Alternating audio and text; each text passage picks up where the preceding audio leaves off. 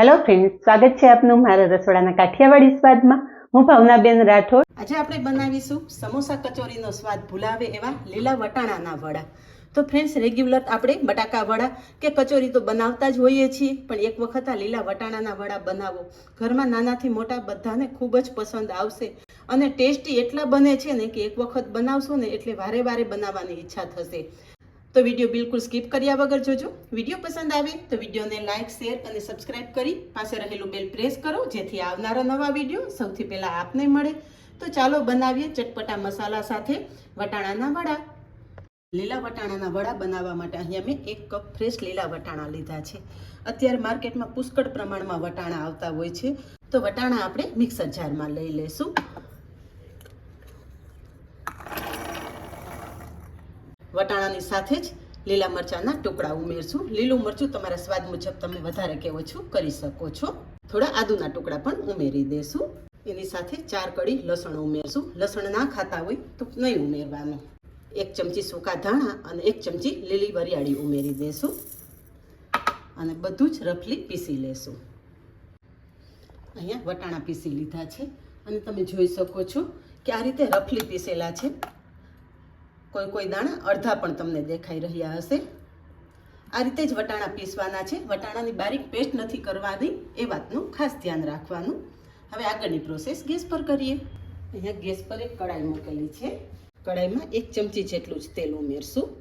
તેલ ગરમ થતાં ચપટી હિંગ ઉમેરશું અને 7 થી 8 મીઠા લીમડાના પાન આ રીતે બારીક સમારેલા છે એ ઉમેરી દેશું।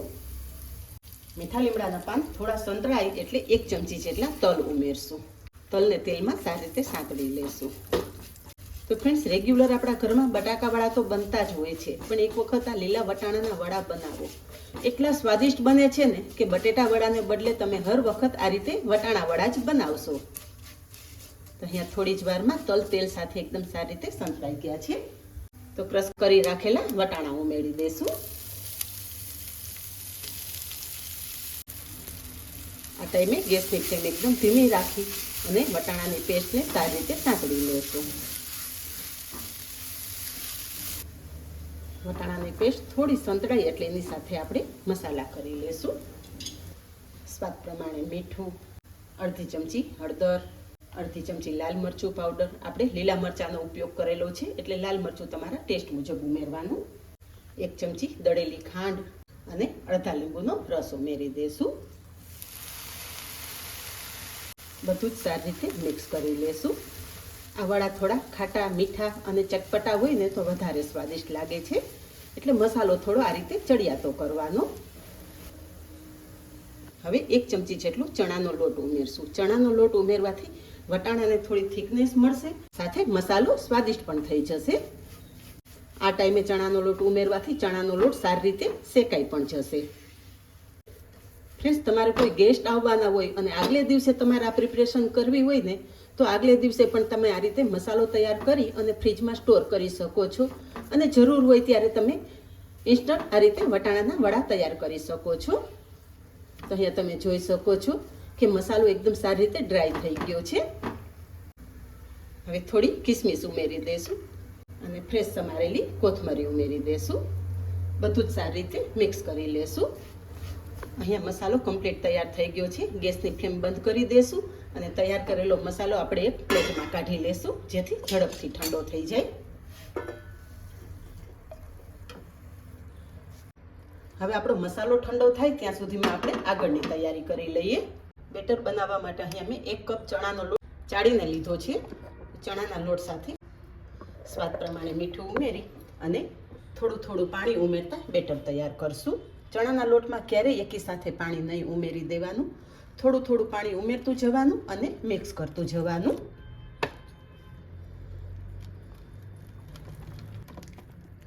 પહેલાં થોડું પાણી ઉમેરી અને મિક્સ કરશો ને એટલે બેટર એકદમ સરસ લમ્સ ફ્રી તૈયાર થશે। એકી સાથે પાણી ઉમેરી દેશો ને તો બેટર બનાવવામાં થોડી મુશ્કેલી રહેશે। આ રીતે રિબિનની જેમ પડે ને એવું બેટર તૈયાર કરવાનું છે।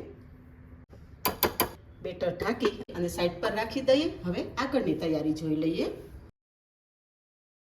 હવે અહીંયા તમે જુઓ કે આપણે તૈયાર કરેલું મિશ્રણ સરસ ઠંડુ થઈ ગયું છે અને ડ્રાય પણ થઈ ગયું છે। તો તેલવાળો હાથ કરી અને નાના નાના બોલ્સ તૈયાર કરી લઈશું.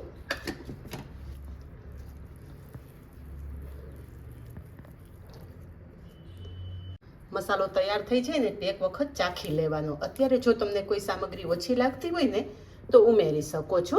આપણું મિશ્રણ અત્યારે પરફેક્ટ તૈયાર થયેલું છે.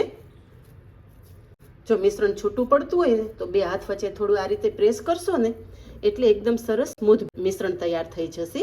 તો આ રીતે આપણે બધા જ બોલ્સ તૈયાર કરી લઈએ. તો તૈયાર કરેલા મિશ્રણમાંથી 15 જેટલા બોલ્સ તૈયાર થયેલા છે. હવે વડા બનાવી લઈએ. વડા બનાવવા માટે ગેસ પર તેલ ગરમ કરવા મૂકી દીધું છે. હવે વડા એકદમ ફ્લફી થાય એ માટે 1 ચપટી જેટલા જ કુકિંગ સોડા ઉમેરશું. અહીંયા તમે જોઈ શકો છો કે માત્ર 1 ચપટી જેટલા જ કુકિંગ સોડા મેં લીધેલા છે. અને કુકિંગ સોડા બેટર સાથે સારી રીતે મિક્સ કરી લઈશું.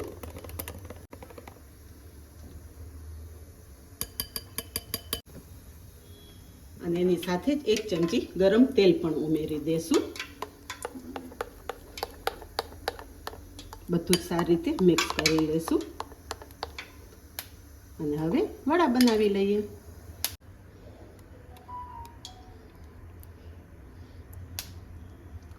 લોટમાં ડીપ કરી અને એક્સ્ટ્રા લોટ છે ને આ રીતે સાઈડમાં લઈ લેવાનું, જેથી વડા એકદમ સરસ ગોળ તૈયાર થાય.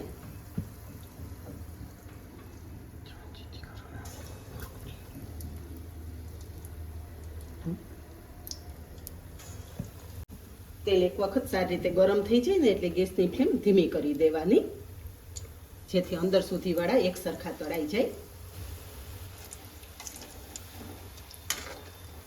હળવા હાથે પલટાવી લેવાના. વડા એકદમ સરસ ગોલ્ડન બ્રાઉન તળી લેવાના. અહીંયા વડા એકદમ સરસ ગોલ્ડન તૈયાર થઈ ગયા છે. અને તમે જોઈ શકો છો કે બિલકુલ તેલ ભરાયા વગરના એકદમ ઓઇલ ફ્રી વડા તૈયાર થયા છે. તળાયેલા વડા એક પ્લેટમાં લઈ લેશું અને આ રીતે બાકીના વડા તળી લેશું. અહીંયા બીજી બેચના વડા પણ એકદમ સરસ તળાઈ ગયા છે. અહીંયા આપણા વડા તો તૈયાર થઈ ગયા અને ફ્રેન્ડ્સ થોડું બેટર પણ વધેલું છે. તો આપણે ભજીયા કે વડા કાંઈ પણ બનાવતા હોય થોડું ઘણું બેટર તો વધતું જ હોય છે. તો વધેલા બેટરનું આપણે શું કરવાનું, એના માટે અહીંયા મેં ખમણી લીધેલી છે. ખમણી તો આપણા બધાના ઘરમાં હોવાની જ. ગેસની ફ્લેમ થોડી ફાસ્ટ કરશું અને વધેલું બેટર છે ને એ આપણે ખમણી ઉપર રેડી દેશું.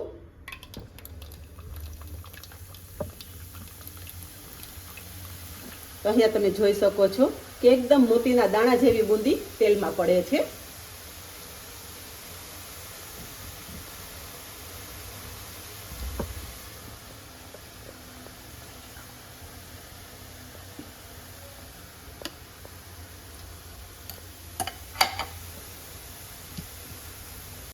બુંદીને તરત જ તેલમાંથી પલટાવવાની નથી, સારી રીતે ક્રિસ્પી થઈ જાય ને પછી પલટાવવાની છે. થોડી વાર પછી બુંદી આપણે પલટાવી લેશું. તો ફ્રેન્ડ્સ, આ રીતે તમે બુંદી બનાવી અને સ્ટોર પણ કરી શકો છો. ચેવડો બનાવો તો ચેવડા સાથે આ બુંદી ઉમેરી અને તમે બાળકોને લંચ બોક્સમાં પણ આપી શકો છો, કે તમે આમ જ આ બુંદી મસાલા ભેળવી અને મસાલા બુંદી પણ તૈયાર કરી શકો છો.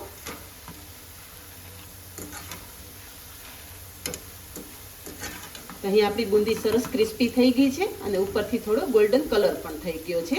તળાયેલી બુંદી આપણે પ્લેટમાં લઈ લેશું.